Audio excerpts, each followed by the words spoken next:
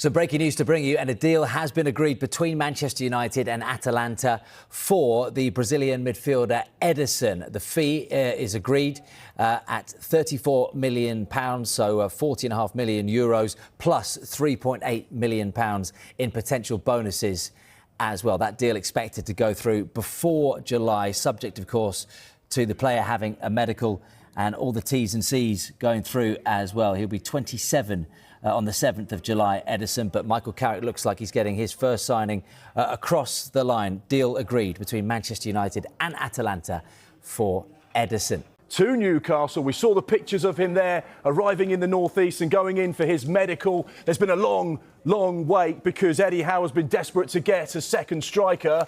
They've got their man, and it's going to be a part of a new-look strike force. In the end, Michael done a fantastic job to get the club to finish in the position they're not finishing in. Champions League football come next season. A club like Manchester United need Champions League football.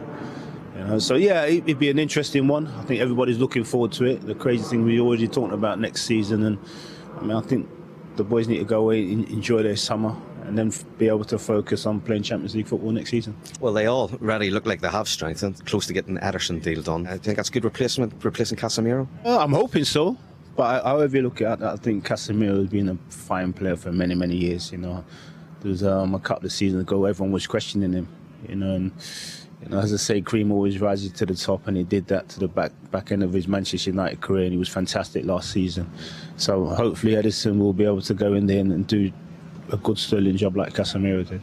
Is it a chance for Man United next year? No Pep on the other side of the city now.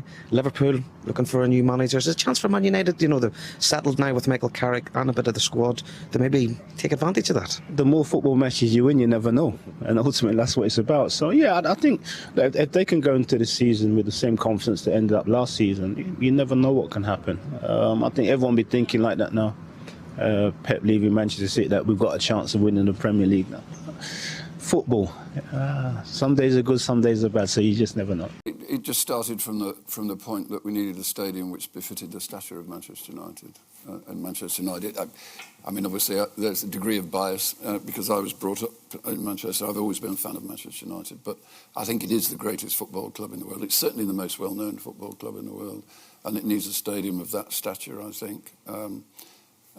It's more challenging, obviously, to build a stadium of 100,000, but I think the UK needs a stadium of that sort of presence, and the north of England, I think, is the best place to build it, and I just think it will become recognised throughout the world. Yeah. And at the end of the day, that will also help Manchester United, obviously. In my view, it is the world's favourite club.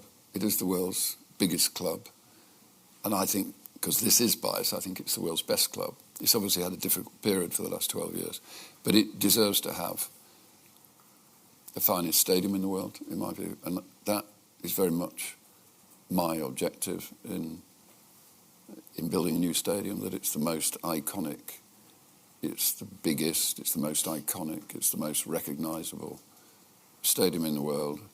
I think that will hugely benefit Manchester United, but it will also hugely benefit that region, which obviously I'm very close to.